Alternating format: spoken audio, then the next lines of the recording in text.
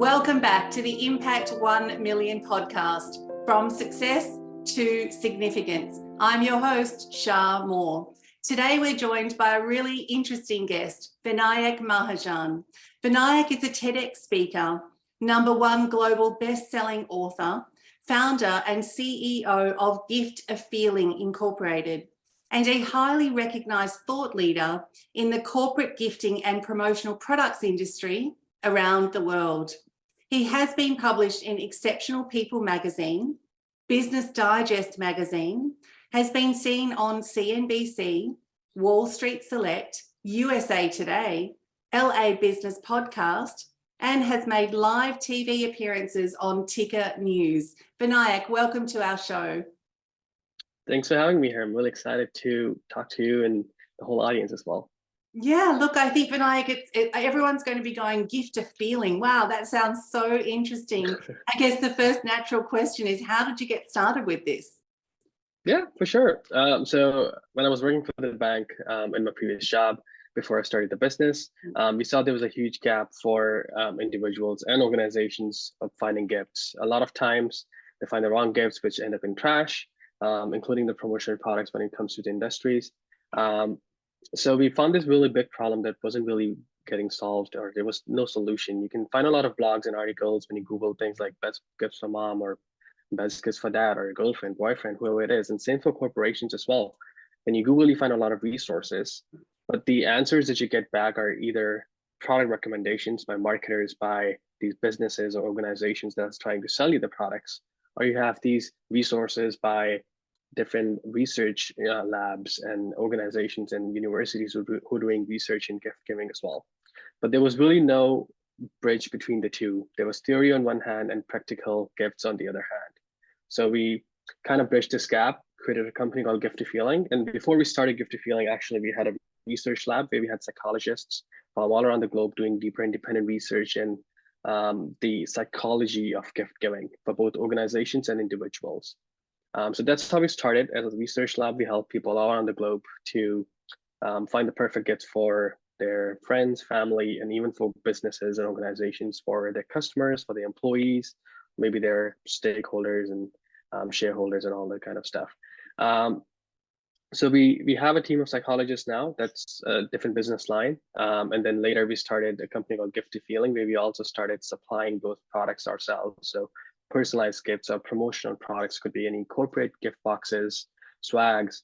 We now also sell all these kinds of products. And the best thing about these is we really backing it, all the products that we sell, by research done in human psychology. We've got a best-selling book on the same topic. We've got TED Talks, like you said, and we've been on a lot of different media outlets talking about these and really helping people find the perfect gifts, just so to avoid the environmental footprint of promotional products.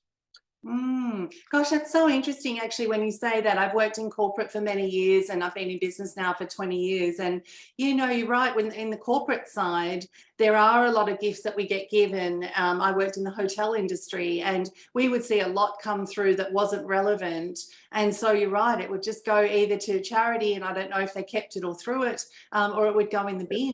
And so I'd imagine that the landfill side of it, and even when you go to events like here in Australia, you get the goodie bag.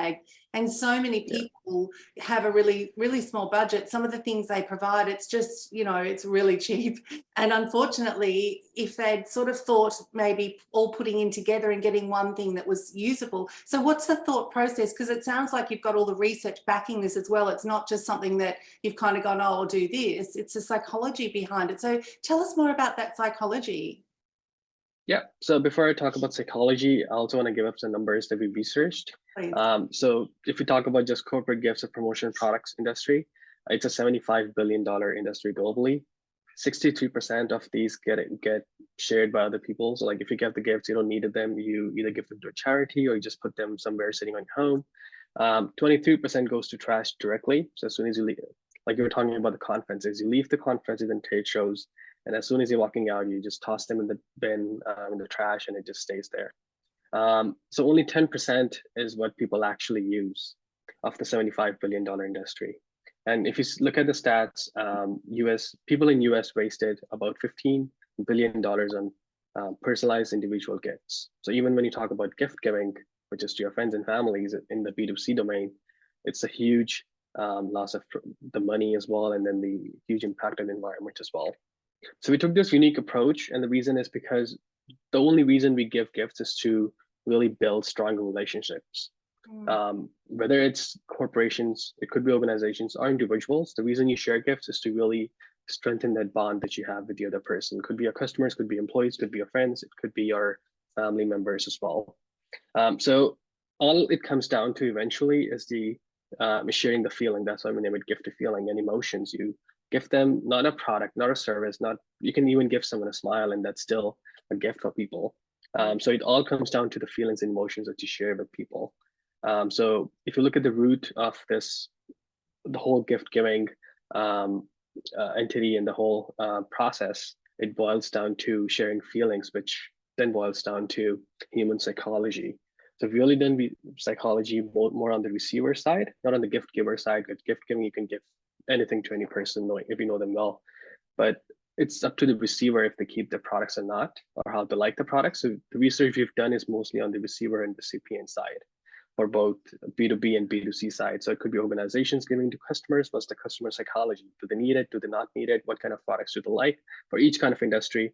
And then same for the individuals, because research has also proven that poor gifts can hurt your relationships. So the whole goal behind gift giving is to strengthen them. And if you give them wrong, especially in today's world with social media, the influence of social media, and people share gifts all over on internet, on their Facebook, Instagram. So you have to be really sure that you're giving the right product, because it tells them that how much you love them and care about them as well. That's so true. And that's a really great point, actually, Vinayak. And I'm sure a lot of people are going to sit there and go, oh my gosh, that's so true. You know, there's a lot of pressure as well, isn't there? Like even when I go and buy a gift for a really close friend, there's all these things that come in my head around, you know, do I really know her that well? Is she absolutely going to love this? Because often we buy gifts based on what we like. And so then you've got to think about them. But then, of course, if you're giving it at a party and they're doing a gift opening section, like everyone's going to look at this gift. And then there's the pressure of what are the friends, do they, you know, it's all of those things that go in your head. And so tell us about your service and how it combats these things. Like, how does it make it easier for people? Yeah, so we wrote a book about this where we try to summarize this whole big domain and all the research we've done with different universities, professors, psychologists from around the globe. It was really difficult, but we finally boiled it all down into 4 simple steps. So whether it's a promotion, product, corporate gift, personalized gift, organizations giving them out, or individuals, because it's boiled down to human psychology, the attributes of the receiver and what they like stays the same. There could be different reasons why you're giving gift. For employee retention, let's say, if you're giving for talent acquisition, you could be giving it for customer retention, all these different things, or you could be giving them to just strengthen the relationship with your friends, your family. You're not figuring a new friend, or you're just making your, maybe like, let's say someone graduated, you want to just make them more happy and want them to remember the part. So it boils down to 4 simple steps that we've put together. The first one is personalization, because it's coming straight from your heart to theirs. So there should be something you have in common between yourself. But people could know, but it's something that you have in common. For organizations, they need a lot of data to personalize the products for customers. For individuals, it's a bit easier. You just got to be a good observer, and you can see what they like. The second step is experience. What kind of experience does it give to the other person? Sometimes even a movie ticket to their favorite movie or their favorite actor could work as well, and it works great. It's personalized because you know what they like, what actor they like, or what kind of movies they like, first of all. And then you give them an experience as well. So that makes a great gift. And same with the organizations. They can do the same thing as well, depending on how well they know their customers, employees, or stakeholders, let's say. The third step, and this is the most important one, I think, of all 4, it's usefulness. How useful the product is. Sometimes even a cup of coffee with the name on it works really well if it's useful every day. So if it's something that can bring a smile on their faces every day they wake up, it's a great gift as well. And that's a usefulness part, because so many times the reason all these gifts, promotional products, or even strikes gets tossed out, especially during trade shows and stuff, is because they don't have really any usability in the end user's life. And the fourth one comes down to be long-term satisfaction. And the reason it's important is because your product could give an experience. It could be useful. It could be personalized.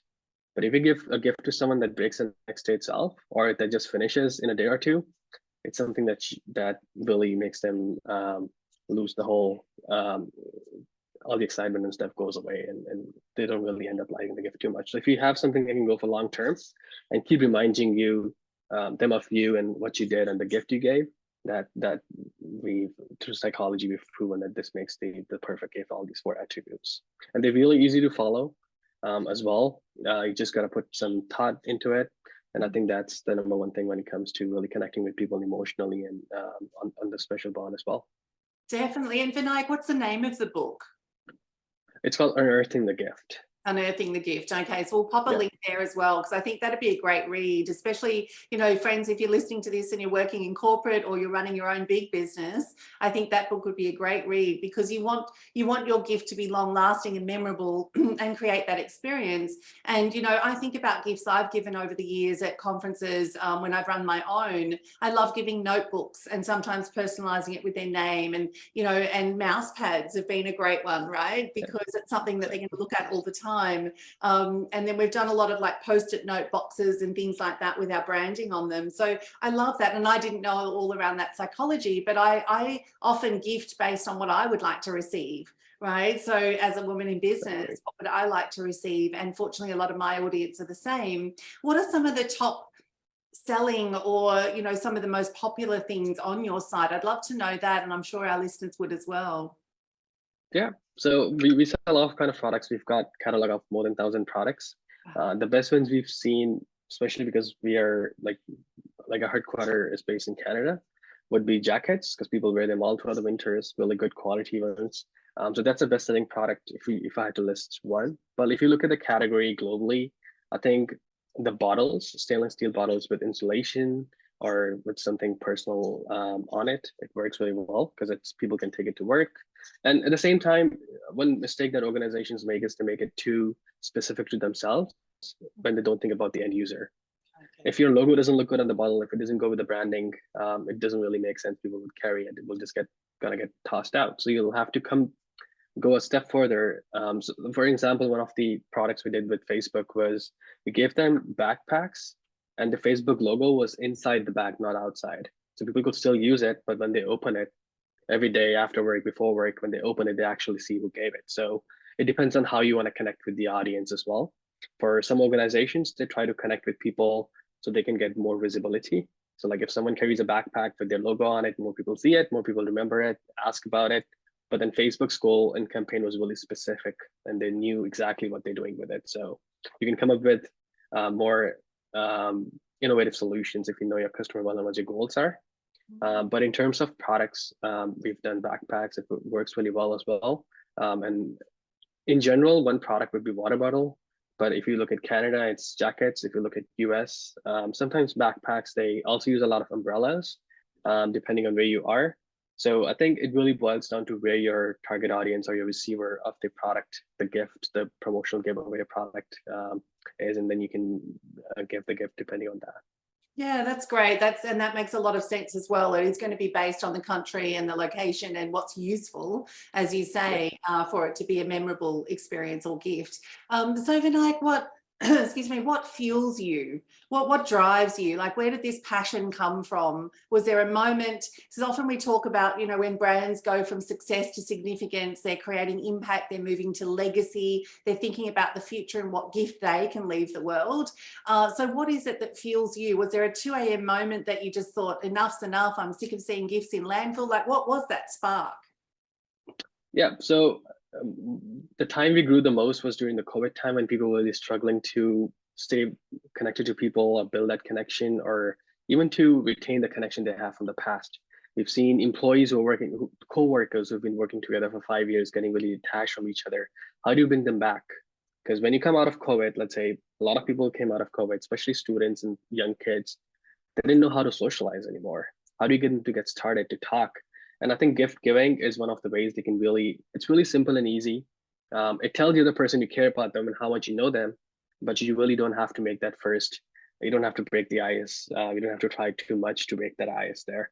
It just helps you connect better. And same with the brands and industries as well. Post-COVID, people are coming back to events. All the conferences are again happening. How do you reconnect people And gift giving is one of the ways you can do it really easily and really efficiently as well. Mm. So, and our tagline states the same thing as well. We help organizations and individuals build stronger relationships. And that's what we really do with all the research in human psychology and studying these products and really recommending different industries and individuals. And so that would be a brand mantra, and that's what we're building for people. And that's what drives you. So that's that legacy piece. So take us through what this means to you on the big scale. What would you like to see happen with the brand in the next sort of 5, 10, 20 years? What's the gift you're leaving the world with this movement? The gift you're living with this movement is sustainability. Less trash, less landfill, more environmental friendly products.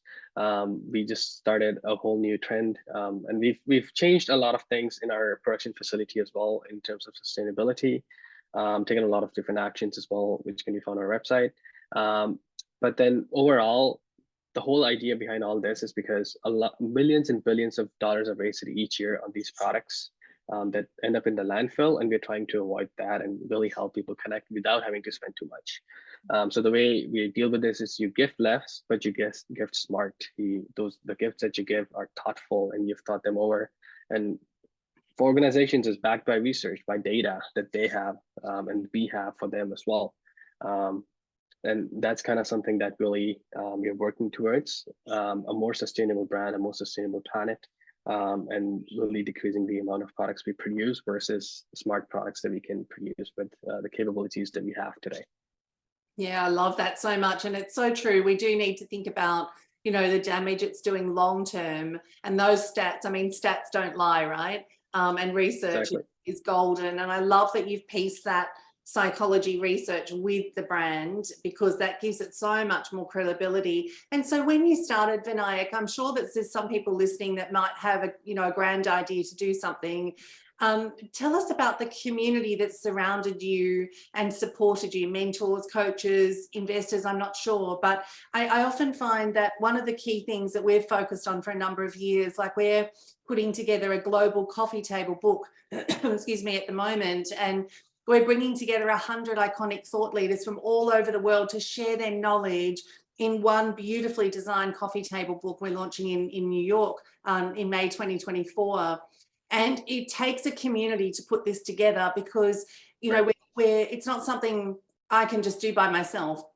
It's very much a collective, diverse thought leadership from iconic people globally, all different nationalities. And so to put a project together at this size, it has to be a community-based project. I feel like anything great and grand scale, it takes a number of people to make something like that happen. So if someone's listening and they're wanting to do something like this or start their own business, of course, what was that early help? What community surrounded you when you first started, Vinayak? Yeah, so we started as a research lab, not as an e-commerce platform or a startup. The goal was to really find the why people gifts, why people do provide wrong gifts, why do they gift wrong gifts, why do they give the right gifts, what makes a perfect gift. All these questions were really what we started with, and I started working with a lot of psychologists and researchers in the field, including university professors. There were psychologists that have been working on this topic, gift-giving psychology, for 40 years, 30 years. So when we started off, we just started off with a community of these people working towards, and we created a blog website to teach people all these things initially. There was no business involved as such. We were just helping people to Q&A websites, to a blog platform. And then, so for about 2.5 to 3 years, we just worked really highly and went deep into the topic and try to make it as easy as possible for the end user, because they don't want to read research papers 4 pages long or even like 2 pages long to give a gift to someone. They just want a product, or they just want some really bullet point advice and recommendations that they can follow and find the gift. So that was the big learning curve for us as well, really bringing it down to the end user's mentality, because all the psychologists and we also got business people involved as well to really break it down to easy steps and understandable steps for the end audience. So on the one side, we had these psychologists who've been researching this topic, and then we had the business developers and business development managers and the whole team that could boil it down to easy steps and market it well. And then when we decided, and it was based on the feedback we got from the audience as well, they wanted like, oh, we know these things now, you've given us the attributes and we follow your blogs, we see your Q&As and stuff, and that you're really active and all those things as well. But why don't you just give products? Why don't you just provide the products that have all these conditions and all these attributes involved? So that was something that really led us to look into the other side and think, okay, let's create a company that can give these products themselves. So don't really have to spend time coming to us, getting advice, going back and buying a product. They can just buy the product directly. So that's how we moved, and we started with individual personalized kits. We had no B2B domain as such, and all the research was geared towards assisting as well. And as we were moving, it was difficult to keep up with both the things because I was the founder and we had this team of psychologists who didn't want to come into the business side. So this is one of they just wanted to stay into the research lab side. So we kept it the same intact, really didn't make any changes to that because it was doing pretty well. And on the side, we built this e-commerce platform. My business partner, and who's also the co-founder, he joined us as well. And he worked more on the B2B side. So all his work was getting the supply chain set up, work with vendors, find vendors, and build those connections with the business side. I was taking care of the psychology and the whole gift giving side. So putting it all together, we decided we'll write a book so people can just read that if they want. And then we will just divert our research into more B2B domain, so organizations and stuff, because we had done a lot of research for about 4 years in the individual personalized gift side. And so it was all going together. We had researchers now working on B2B side and e-commerce platform being built. It's been almost 3 years now since we started the e-commerce side, and it's going pretty well. But that's how we really created a community, kept it the same, but also built something on the side as well, which was based on the feedback from the audience. And I think, so the product market fit was really easy for us because we had an audience, we had people who wanted it. So we didn't really have to try too much to market the product. It was self-marketed a lot. Yeah, I love that. Thank you for sharing that, because I think, I'm sure others have been thinking, well, how did it all start? Like sometimes you can start in one direction. As you say, it was helpful marketing. You were just teaching people the psychology and what to do and how to go and buy a gift, helpful marketing. And then someone said, well, why not just provide it? They've got to go somewhere else then and find products. So I love that you've blended the two. So you're still doing all of that research, but now you're bringing it together and saying, well, actually here, we've got it all for you. Based on that. So I think it's a fantastic concept, and I'm so grateful you had time to come on the show today, because I think it's really going to spark, it's going to spark some, some questions for people around what else they could be doing to serve, humanity and how they give their gifts. So I definitely know people will want to reach out to you. What's the best website to find? Is it giftofeeling.com? That's correct. Yes. Perfect. Excellent. Vinayak, thank you so much for being on our show today. It's been a real pleasure. Thanks for having me here. I had a really great time as well. Thank you.